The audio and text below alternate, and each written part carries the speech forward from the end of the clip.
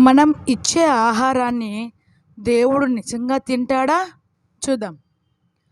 ఒకసారి ఒక గురుకులంలో ఒక గురువు విద్యార్థులకు ఒక శ్లోకం యొక్క అర్థాన్ని వివరిస్తూ, మీరు కృష్ణుడికి ఒక పువ్వు, ఒక పండు, ఒక ఆకు లేదా నీటిని సమర్పిస్తే ఆయన దానిని అంగీకరిస్తాడు అని అన్నారు. ఒక విద్యార్థి సందేహంగా చూస్తూ తన గురువును ఇలా అడిగాడు, కృష్ణుడు నిజంగా మన నైవేద్యాలను తింటాడా?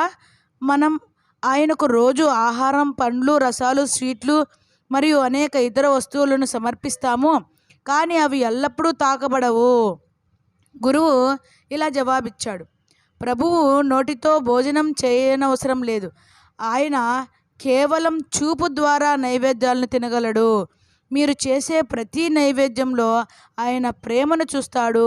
మీరు హృదయపూర్వకంగా ప్రేమతో ఆహారాన్ని సమర్పిస్తే ఆయన దానిని ఖచ్చితంగా అంగీకరిస్తాడు. అయితే ఆ బాలుడు ఒప్పుకోలేదు. అతను మళ్ళీ ప్రశ్నించాడు, అది ఎలా సాధ్యం? నాకు ఆహారం ఉన్నట్లుగానే కనిపిస్తుంది, ఆహారం తగ్గలేదు, అంటే అతను ఏమీ తినలేదు. గురువుగారు ఇలా జవాబిచ్చాడు, లేదు, కృష్ణుడు దానిని తిన్నాడు మరియు మీరు దానిని తన ప్రసాదంగా తీసుకోవడానికి ఆయన దానిని మీకోసం కూడా ఉంచాడు. మీరు ఆయనపై విశ్వాసం కలిగి ఉండాలి. కానీ ఆ పిల్లవాడు, అతను దాన్ని ఎలా తినగలిగినాడు? ఆహారం ఇప్పటికీ నా కళ్ళ ముందు ఉంది అని పట్టుబట్టాడు. ఇప్పుడు తరగతి ముగించేద్దాం. రేపటిలోగా మీరు ఈ శ్లోకాన్ని కంఠస్థం చేసుకోవచ్చు అని గురువుగారు బదులిచ్చాడు. తెలివైన మరియు విధేయుడైన విద్యార్థి కావడంతో ఆ బాలుడు శ్లోకాన్ని కంఠస్థం చేసుకున్నాడు. మరుసటి రోజు అతను శ్లోకాన్ని అనర్గళంగా పఠించి తన గురువును ఆకట్టుకున్నాడు. బాగా చేశారు అని గురువుగారు అన్నారు. మీరు శ్లోకాన్ని ఎక్కడి నుండి నేర్చుకున్నారు?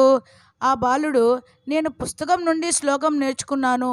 నేను దానిని చాలాసార్లు పఠించాను మరియు చివరికి దానిని కంఠస్థం చేశాను అని సమాధానం చెప్పాడు.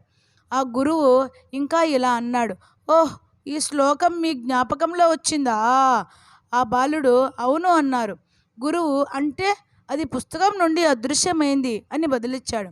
ఆ పిల్లవాడు జోక్యం చేసుకొని, లేదు, ఆ శ్లోకం ఇంకా పుస్తకంలో ఉంది, కానీ అది నా జ్ఞాపకంలో కూడా ఉంది అన్నాడు. గురువు నవ్వి, అలాగైతే మనం దేవుడికి అర్పించే ఆహారము ప్లేట్లో ఉండి కూడా ఆయన కడుపులోనే ఎందుకు ఉండకూడదు అని జవాబిచ్చాడు. గురువు తర్వాత ఇలా కొనసాగించాడు, మనం కృష్ణుడికి ప్రేమ మరియు ఆప్యాయతతో ఏదైనా సమర్పించినప్పుడు